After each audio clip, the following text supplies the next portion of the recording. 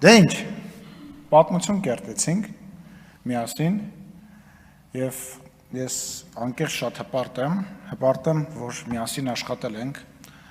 հպարտ եմ, որ այդ ծանր բաների մեջով միասին ենք անցել ու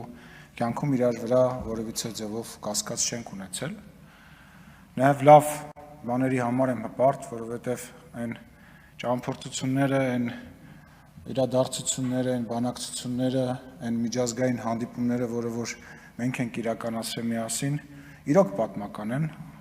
մերսի շատ, ապրեք բոլորդ, ես նույնպես շնորհակալություն եմ հայտնում բոլորիդ, նաև աշխատակազմին, բոլոր բաժիններին շնորհակալություն եմ հայտնում և պարոն Ռուբինյանին, իմ ընկերոջը հաջողություն եմ մաղթում, թող ինքը լինի երկրորդ ազգային ժողովի նախագահ, որ ստաբիլ 5